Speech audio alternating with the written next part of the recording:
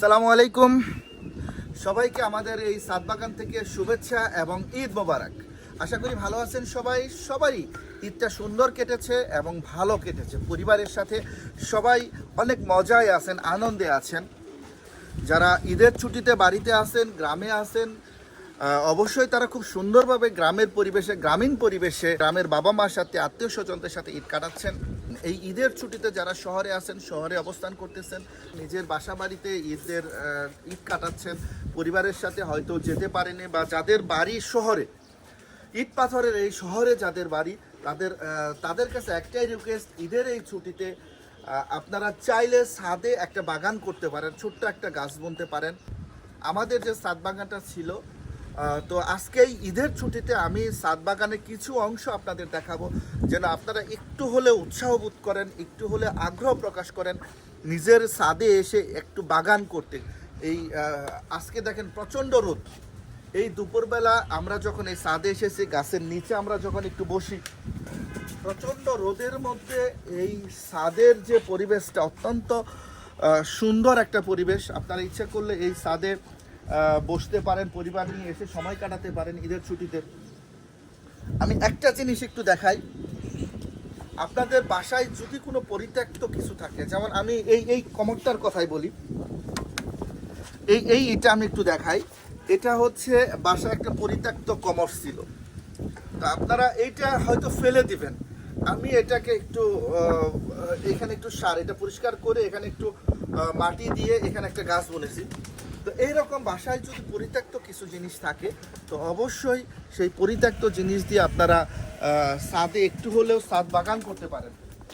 আপনারা হয়তো অবগত আছেন যে এইখানে প্রচুর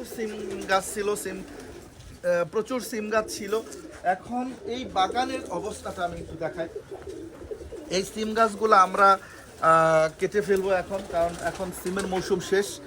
আমরা এইখানে আরও কিছু গাছ এবার বুনেছি, এখানে কিছু গাছ বুনেছি, মানে সিজনাল যে গাছগুলো, এই গাছগুলো এখানে বোনা আছে, কিছু ডাটাও আছে।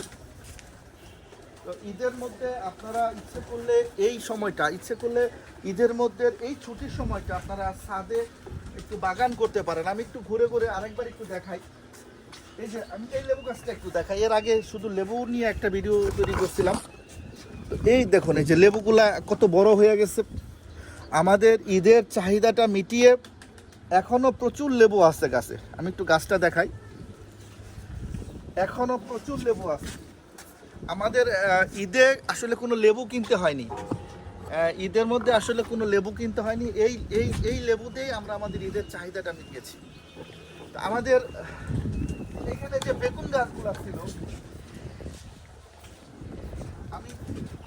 বেগুন গাছগুলো ছিল, আমাদের পরিবারের সদস্য সংখ্যা কয়েকজন। তো এই বেগুন দিয়ে আমাদের ঈদের পরবর্তী যে বেগুনের চাহিদাটা, এগুলো আমরা মিটিয়েছি।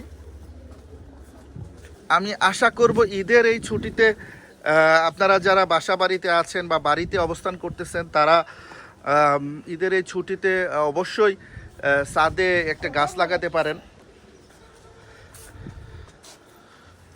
আমরা বিশেষ করে এই যে আমরা ঈদের মধ্যে যে কাজটা করছি, ঈদের মধ্যে এই ছাইগুলা, এই যে পরিত্যক্ত যে জঙ্গলগুলা ছিল, আপনারা হয়তো দেখেছেন যে এখানে একটা খুব সুন্দর একটা, খুব ভালো মানের একটা আঙ্গুর গাছ ছিল, কালো আঙ্গুর ছিল।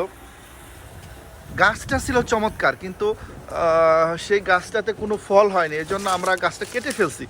যেহেতু ফল হচ্ছে না, সেজন্য আমরা গাছটা কেটে ফেলছি। আমি সেই কাটা আঙ্গুর গাছটা একটু দেখাই। এই হয়েছে আমাদের আঙ্গুর গাছের অবস্থা।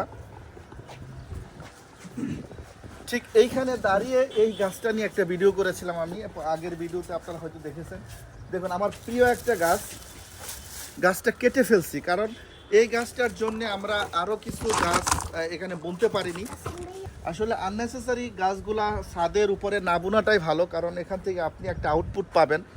দিন শেষে আপনি যখন পরিশ্রম করবেন, যখন শ্রম দিবেন, তার যদি আউটপুটটা না পান, তাহলে আপনার কাছে খারাপ লাগবে। এর জন্য যতই প্রিয় হোক, এই গাছটা আমরা কেটে ফেলছি। দেখুন, এই গাছটা করমজা গাছ, কত সুন্দর ফুল হয়েছে, মাশাআল্লাহ। করমজা গাছটা আরেকবার একটু এই সাইড থেকে দেখাই আমি। করমজা গাছটা দেখুন এত ফুল ধরছে, আশা করি খুব ভালো ফলন হবে এবার। করমজা গাছটাতে খুব ভালো করমজা ধরবে।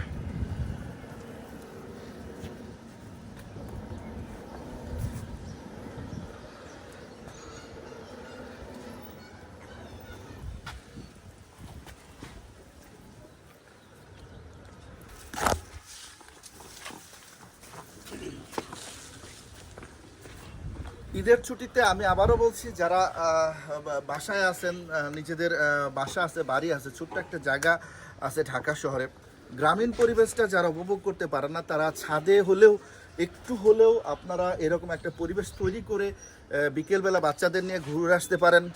এই ঈদের ছুটিতে আপনি আপনার যে সময়টুকু পান বন্ধুবান্ধব আত্মীয় স্বজনের সাথে কাটাবেন।